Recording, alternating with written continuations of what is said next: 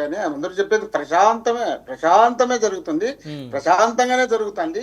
ఏమి ఎవరిని టచ్ చేయలే, తలకాయలు పోలగొట్లే, బండ్లు పోలగొట్లే, పెట్రోల్ వేసి అగ్గి పెట్టడానికి ప్రయత్నం చేయలే, కంప్లైంట్లు చేయలే, నిరసన తెలపడానికి ప్రయత్నం చేయడంలే, బూతులు మార్చడం లేదు, ఎస్సీ ఎస్టీ అట్రాసిటీ కేసులు పెట్టడం లేదు, రౌడీ షీటర్లు ఓపెన్ చేయడం లేదు, వాళ్ళ ఇళ్ళ కాటికి పోయి బెదిరించడం లేదు, వాళ్ళ భార్యలకు ఫోన్లు చేసి బెదిరించడం లేదు, వాళ్ళ కుటుంబ సభ్యులు ఎక్కడున్నారో ఎతికి వాళ్ళని బెదిరించడం లేదు, పిల్లలు ఎక్కడో ఉద్యోగాలు చేసుకునే వాళ్ళకు కూడా ఫోన్లు చేసి బెదిరించే కార్యక్రమం చేయలేదు. మీ నాయన చంపుతావు, మిమ్మల్ని చంపుతావు, నీ ఉద్యోగం పోతావు, నువ్వు ఆడిపోతావు, నువ్వు వీడిపోతావు అని చేసి ఏ ఒక్కతోట లేవు.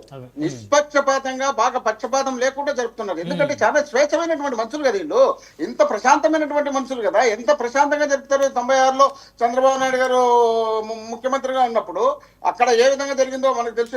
పెనుగొండ ఎట్లా పోయి కాళ్ళు చేతులు ఇచ్చినటువంటి సందర్భాలు ఎన్నున్నాయో తెలుసు.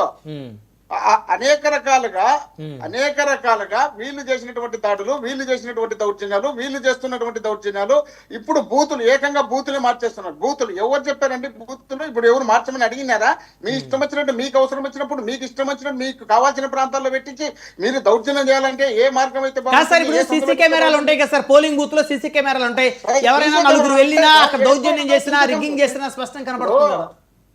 ఇప్పుడు అంత అవసరమే వచ్చింది. సీసీ కెమెరాలు ఉన్నాయి కదా, బూతులు ఎందుకు మార్చాలా? సీసీ కెమెరాలు కనపడే వాళ్ళకు తెలుగుదేశం వాళ్ళు మూసేసి ఉంటారా? వాళ్ళు మాకు మాత్రమే కనపడతాయా? వాళ్ళకి కనపడవా? ఆడెందుకు మూసేయాల్సి వచ్చింది? అంటే అక్కడ ఏదో జరుగుతుంది, గత కొన్ని దశాబ్దాల నుంచి కూడా అక్కడ ఏదో జరుగుతుంది ఎన్నికలప్పుడు అనేది ఒక ఆలోచనతో జరుగుతుంది. ఎన్నికల కమిషన్ అడిగి వచ్చి లోపల జగన్మోహన్ రెడ్డి గారికి ఈవీఎంలు మార్చేసి గెలిపించేసి జగన్మోహన్ రెడ్డి గారిని దించే ముఖ్యమంత్రిని చేసి చంద్రబాబు నాయుడు గారు ఉన్న పదవి తీసేసి చేయాలనే ఉద్దేశంలో భాగంగా మేమంతా కుట్ర పన్ని మేము ప్రయత్నం చేస్తున్నాం. కాబట్టి ఆ ప్రయత్నంలో భాగంగా వీళ్ళు ఫెయిల్ అవుతారని భయపడుతున్నారు.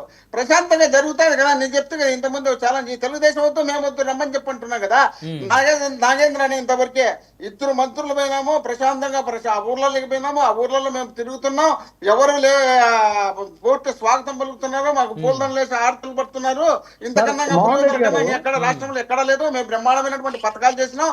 ఇచ్చిన పథకాలన్నీ గాలికి పోయినాయి. ఆ గాలికి పోయిన పథకాలన్నీ ఇచ్చిన హామీలన్నీ గాలికి పోయినాయి. వీటన్నిటిని చూసి రాష్ట్రంలో ప్రశాంతమైనటువంటి ఏ అమ్మాయిని రేపు చేయలే, ఏ అమ్మాయిని చంపలే, ఏ అమ్మాయిని 6 నెలలు 14 మంది కలిసి కడుపు చేయలే, కడుపు చేసినటువంటి వాళ్ళకి డెలివరీ చేసుకోవడానికి ప్రయత్నం చేయలే. మస్తానరావు గారికి మరి గుంటూరులో దారుణంగా నరికినటువంటి మా వైఎస్ఆర్సీపీ క్యాండిడేట్ కనపడలే. దేశంలో రాష్ట్రం మన ఆంధ్రప్రదేశ్ కి సంబంధించి భయపడిపోతున్నారు. ఎక్కడన్నా రావాలంటే ఐఏఎస్ ఐపీఎస్ లో ఇతర దేశంలో అదే కదా మీ టార్గెట్. అదే కదా దేశవ్యాప్తంగా ప్రచారం ఆంధ్రప్రదేశ్ లో అశాంతి ఉందని చెప్పడమే కదా మోహన్ రెడ్డి గారు. మీ అంతిమ లక్ష్యం అదే కదా. ఆంధ్ర రాష్ట్రంలో అశాంతి ఉంది, పెట్టుబడులు రాకూడదు, అభివృద్ధి చెందకూడదు. మోహన్ రెడ్డి గారు మీ వైఎస్ఆర్ కాంగ్రెస్ పార్టీ ఎజెండా అదే. దానికోసమే ప్రయత్నం చేస్తా ఉన్నారు. మాట్లాడలేదు కదా సమయం లేదు. కంక్లూజన్ మోహన్ రెడ్డి గారు ఇప్పుడు సరే ఇంత మరి మీ ఉద్దేశంలో అక్కడ ఏదో జరగరాంది అనేది మీరు చెప్తున్నారు. అయితే రేపు గెలుస్తారనేటువంటి ఒక ధీమా వ్యక్తం చేస్తున్నారు కదా, మరి ఎలా చెప్తున్నారు? అది ఇన్ని జరుగుతున్నాయి, మీరు సందర్భం లేదు. ఎట్లా కొట్టారు మీరు ఆడికి వచ్చి గెలుస్తారని? పులివెందులలో గెలిచిన సందర్భం ఉంటే ఎప్పుడన్నా గెలిచినారా? వీళ్ళు పులివెందుల ఎమ్మెల్యే గెలిచినారు, పులివెందుల ఎంపీగా గెలిచినారు, గడపకు వీళ్ళు ఏమన్నా చేసినారు అనుకుంటే ఉంటుంది. ఎట్లుంటుంది వాళ్ళకు? రాజశేఖర రెడ్డి గారు రాజకీయం మొదలు పెట్టినప్పటి నుండి ఇప్పటి వరకు అక్కడ గెలిచిన సందర్భం లేదు. ఒక్క ఎమ్మెల్సీ తప్ప. ఎమ్మెల్సీకి చెప్తే కదా 2 లక్షల నుండి 30 లక్షల ఓటుకు డబ్బులు ఇచ్చి గెలిపించుకున్నారు తప్ప వీళ్ళు అవినాష్ రెడ్డి గారు కుటుంబం